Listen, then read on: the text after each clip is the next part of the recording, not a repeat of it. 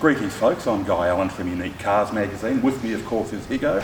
Young Mr Higgins, how are you sir? I'm good, thank you, and good. you? Very well. We're at first Shannons Auction for the year.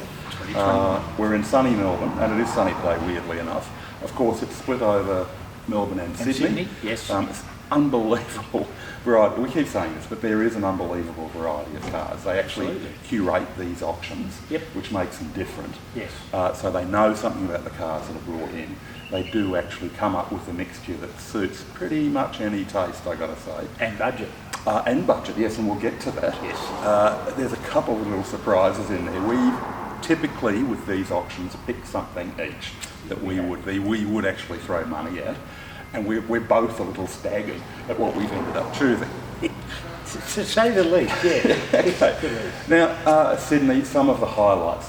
For you, there's a Cosworth there, a Ford Sierra. It's around the world. Yeah. They never came here as a road car, but a few have been imported privately, and it looks like to be a pretty good example of one. Very special car. And the other one was a two-tone RX-7 Mazda. Right, yeah. They're still a beautiful car, aren't they? And the two-tone, I've got them, it's very of its time. Yes. RX-7 prices went absolutely nuts for a while. They did. They're still substantial. They're not a cheap car for a good one. No. But there's a bit of predictability in there, I reckon. Yeah, there is, no question. And the Series 3 was the pick of the bunch, of the three.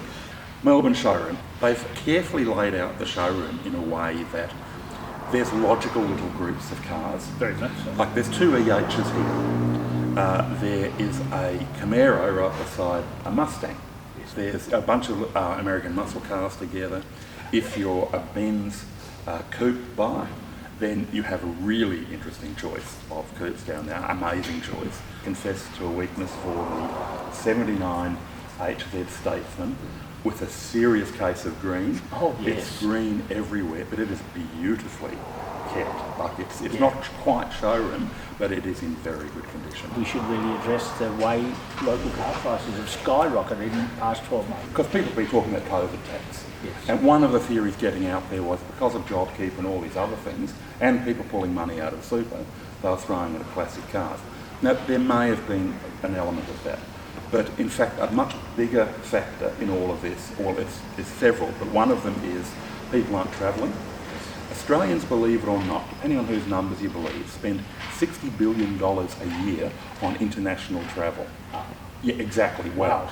That's a lot of cash flowing about. Yeah. Okay. The other part of it is banks aren't paying interest effectively at the moment. No, they're not. And a lot of people, because there's uncertainty, if they've got a bit of spare money around, they're just as happy to put it in a classic car, which has shown steady growth over the years, and have a bit of fun while they're at it. Yes. Shall we go and take a look at the ones we've selected? Yes. We've got a serious case of the cheapskates this time around.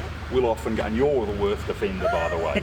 You'll go for something that you definitely need a lottery win to take home. Well, normally. But we've gone completely the other end of the scale this time, and weirdly, we've picked neighbouring cars that have quite a bit in common. So talk me through your choice, which I just have to admit staggered me. Well, I was a bit surprised too. I mean, there's GT Falcons here, there's Mustangs, there's Monaros, there's Jaguars, there's Porsches and everything. And what I've selected is a 1977 Honda Accord manual. Yeah. It's lot 113.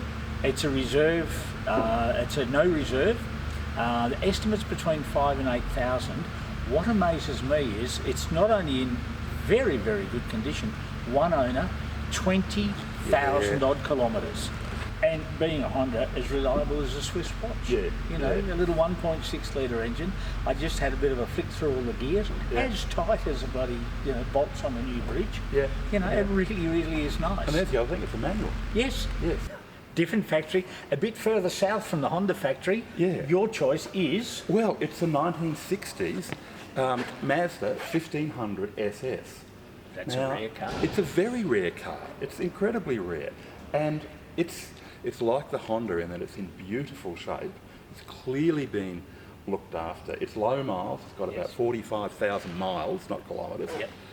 It's got a couple of little extras on it. I love the period spotlights and the little headlight protector grills, the wire grills, all this other stuff. It's another manual. And here's a little bit of trivia for you. Bertone did the body styling on this. Really? Because Mazda wanted to make an impression, which they did with that car. Yeah, absolutely. And they wanted to get around this idea that Japanese manufacturers made dumpy little cars, which I hate to say it, but around the 60s, 50s and 60s, they did.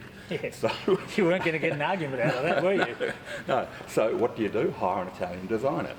There's the end result. This is a really pretty little car, and Yes. they're talking sub 10 basically for Yep. it.